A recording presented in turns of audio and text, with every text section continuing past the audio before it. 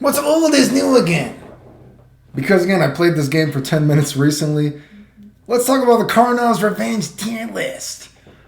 And I guess, it's basically here for the most part. And the thing is, my opinions on this game has never really changed. So I don't have anything too new to say, so I'll be repeating myself. But maybe something that will make the video a little bit more fun is I'll compare it to maybe some different kind of ideas I've talked about in fighting games to keep it a little bit fresh, I guess, for people that have watched the old tier list. So remember, if you like these videos, like, subscribe, comment, share, support the channel if you want. I appreciate it. Thank you. So Karnov's Revenge, I always say Karnov's Revenge is kind of a game that runs that fine line of being completely scrub-a-dub and deceptively skillful. And maybe that is like a kind of a idea that I didn't talk in the last video when I made a tier list for this game, is that just because a game, let's say, let's for sake of argument, let's say that the game sucks. I don't think the game sucks, but I'm not saying the game is rocket science, you know what I mean? But just because a game is a shitty game, let's say, doesn't mean it's not a real game if you're trying to win at it, okay?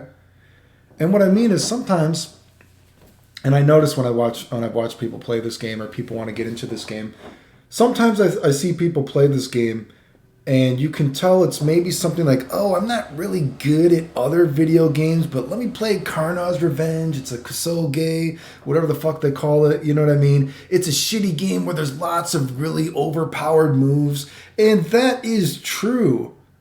But the game is still competent enough that if you are trying to beat people that actually know what they are doing consistently, you actually are going to have to try to play a little bit lame.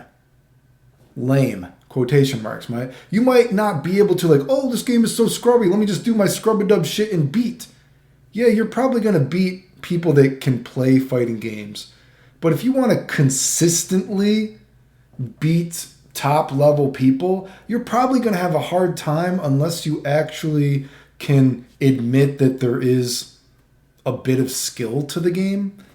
And I'll get into some characters if you wanted you to think of that thought as well. And another thought, too, that I've talked about before is, generally speaking, when I think of fighting games, if a character is in a similar tier list, generally speaking, or a tier placement, generally speaking, I will go with the character that does more damage, is the better character if they're in a similar tier listing, right? But Karnov's Revenge does have some potential exceptions, right? So let's talk about this. Again, the top tier. A lot of people have different top tiers. Who's the best guy in the game, whatever, blah, blah. Generally speaking, though, and again, it's Ray, Zazzy, Lee, and Karnov, right? And for Ray, I always lean towards Ray is the best character in this game. And it might be, I said this ideology that I said, or this thought that, generally speaking, if a character is in the same tier listing or same tier placement, the character that does the most damage is going to be better. So you might be like, Clayton, why do you have Ray then that is higher? Zazzy, more damage than Zazzy, more damage than Lee, more damage than Karnov? No, he doesn't. If you were to look at the game from a more kind of just regular plane, if you're not consistently doing elect tackle, right, you might be like, well, Ray does shitty damage. But the caveat to this is, if you are consistently doing Ray's dynamite tackle, the huge discrepancy in damage between the top tiers becomes just a discrepancy, right? Because it just so happens that Ray's dynamite tackle, well, if you're consistently doing dynamite tackle, Ray becomes a character that can instantly kill a character like Lee. He becomes a character that, if you just look at that tier list just below, becomes a character that can instantly kill a character like Jean. He becomes a character that can instantly kill a character like Karnov. It just so serendipitously happens that this character that maybe if you're to look at the game from an overall perspective that does not do a huge amount of damage, when you are to take in those kind of nuances, the huge discrepancy in damage is only a discrepancy now when you're playing at the game at the highest level, right? And then you also take into fact that Ray, again, in this ideology, this kind of idea, I said just because the game is scrub-a-dub does not mean that you can't play the game like a real game and lame people out. The scrub-a-dub factor of Ray, might you think, is the wheel kick. But wheel kick, as you play the game at a higher and higher level, wheel kick becomes less and less effective. Fireball is never not effective. And again, I know people are like, oh, I'm going to play Karnovs Revenge. It's such a cheap game. It's a shitty game. Maybe it's it's an iffy game. But you can still play lame in this game. And lame is very, very fucking powerful in this game if you treat this game as a real game.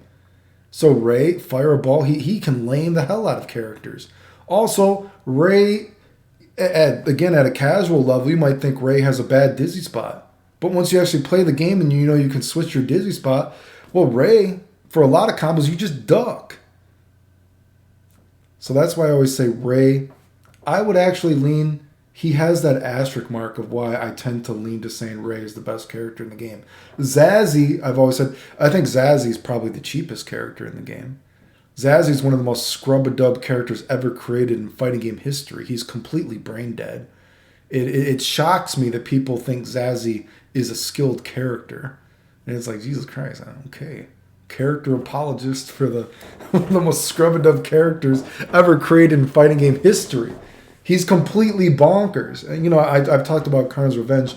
A lot of times Karnovs Revenge, because it's such a volatile game and how scrub-a-dub it can be, the difference, and I've used this analogy between Mizoguchi and Zazzy, is they're characters that can potentially beat you on a coin flip, right? But Zazzy has the gun to your head while you're flipping the coin. That's the difference between the volatile nature of him and maybe a character like Mizoguchi, right? Lee is obviously very powerful. You know what I mean? I don't think there's much to say. Very strong character. The only thing about Lee is that he doesn't have a fireball, I guess. Is that his weakness? In a game where fireballs are so powerful, he doesn't have a fireball. I mean, and then Karnov. Karnov is completely bonkers. The only reason that I will lean towards Karnov being the worst of the top tier is because this game has that meta that other fighting games don't, again, of dizzy spot. And Karnov has the worst dizzy spot of the top four. But I mean, if he didn't have that bad dizzy spot, you know what I mean? He could potentially be better than everybody. But the dizzy spot, you can Karnov's Revenge Karnov, right? You know what I mean? Infinite, all this other kind of shit. But you know what? Sometimes Karnov's Revenge is going to get Karnov is going to get Karnov's Revenge sometimes. So again, all four of the characters, very powerful in the grand scheme of things. I don't think there is a huge difference between the top four, but that is why I think of it a little bit like that, right? Next tier is Gene. I think the top four above him are better than him, and I think all the characters below him are clearly worse than him. But Gene is in that tier list. You know what I mean? He actually has some weaknesses. He's one of the few characters in the game that you can even safe jump. Do you know what I mean? So he has some weaknesses. He has a lot of bullshit. Character that actually has a little bit of it's rare to have a weakness. I feel like, right? I mean, but again, not as good as the top four above him, but clearly better than the rest, right? The B tier, again, Sam Che and Mizoguchi. You could probably flip a coin. I know I give the analogy that I've said before that, generally speaking, I would say the character that does more damage is better when they are very, clear or in a similar tier listing place. So I can see the argument why some people think that Mizoguchi might be better. I think there's also a lot of Sam Che apologists. Mizoguchi to me is, and I've always said this, there's the two sides of Karnov's Revenge. Mizoguchi plays the lame side of Karnov's Revenge very bad. Okay? Terrible fireball in a game with amazing fireballs. His DP might seem good, but in the grand scheme of the game, his DP is not that good compared to everyone else in the cast. You know what I mean? But Mizoguchi does play the scrub-a-dub kind of nature of the game pretty well, right? You know what I mean? You can potentially, dizzy someone pretty easily. The caveat to Mizoguchi is, and you got to remember, people were not even playing him to this level. Like, it was thought that you couldn't even do this stuff before I was doing it, when I was beating the Japanese and all this kind of stuff back in the day.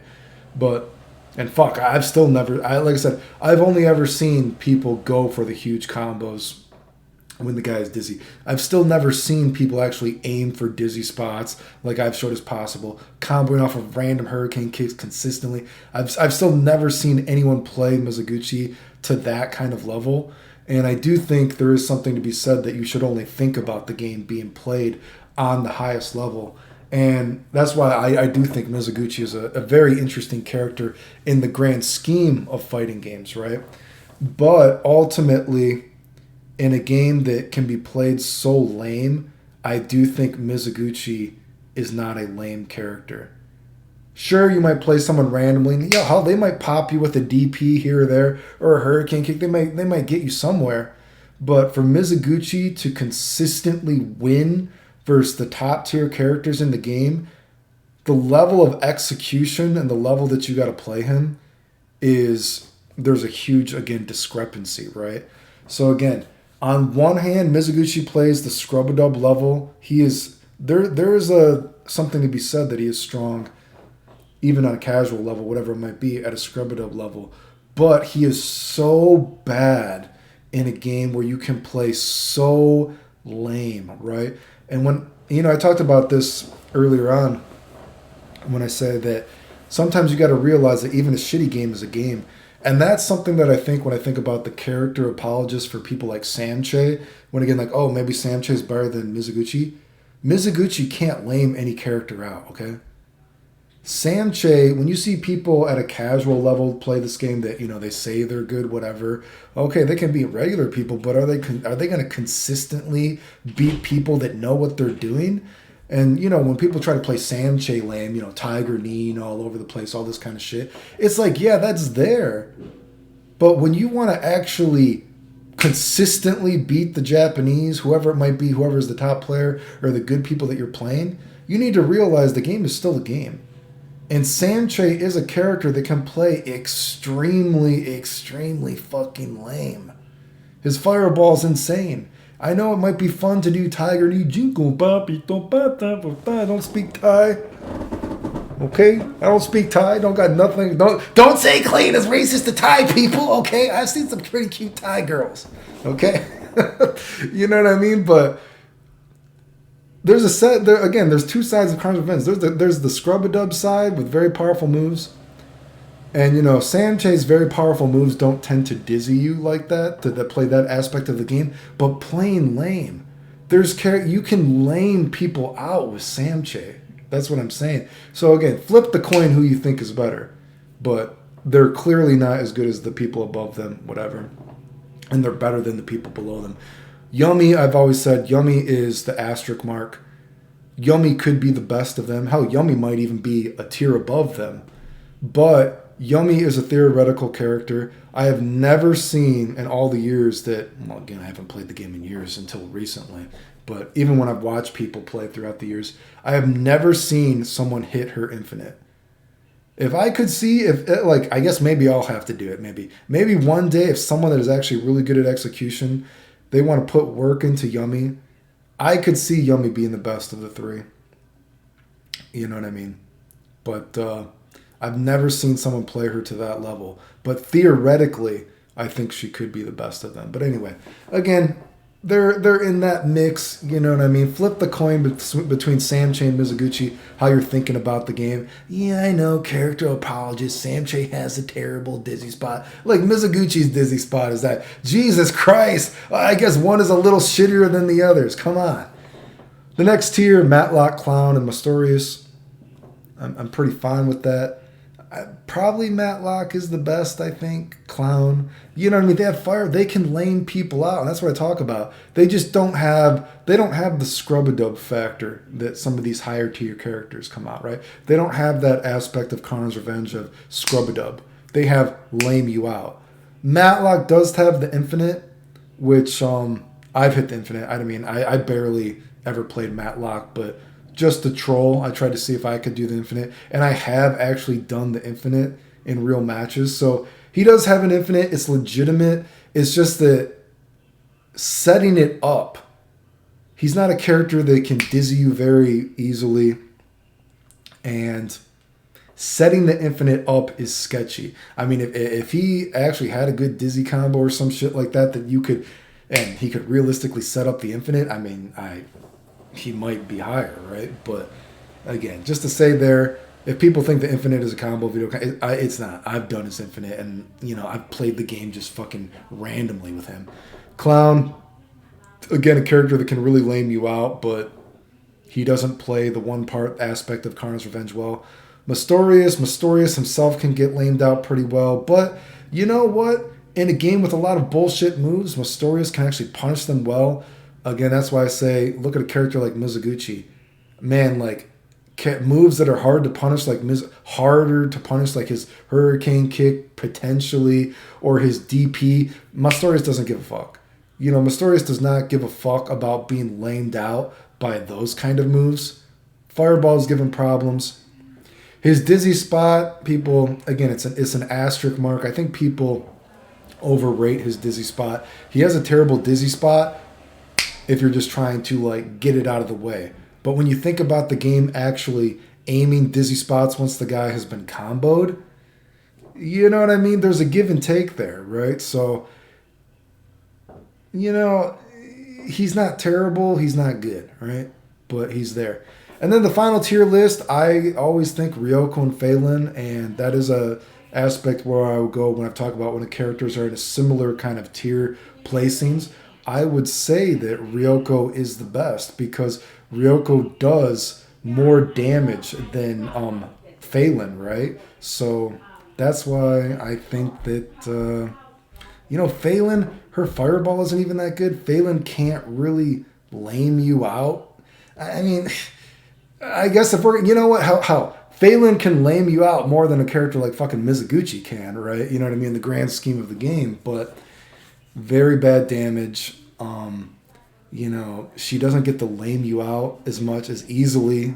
I guess, she can lame you out a little bit, but not as easily as some of these other characters. But Ryoko can be lamed out by fireballs a little bit, quite a bit, I guess, but Ryoko actually does damage.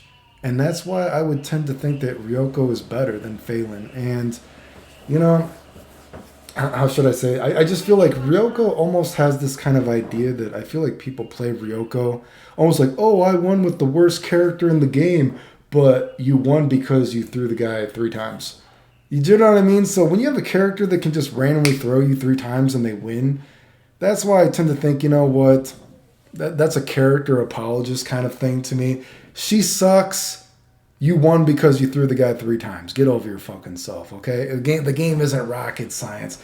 So again, I think that's even more proof why a lot of times I tend to lean towards character that does more damage is better than the character that does low damage when they're that close in the tier list, right? So that's tend to be what I think. Again, my opinions on the game have never really fucking changed. I feel like it's always pretty much been the same. Again, a little bit, some characters you might be able to switch them around, but the general tier listing, it's always been the same. And I've never seen the game played to a different level that changes my idea on the game. The end.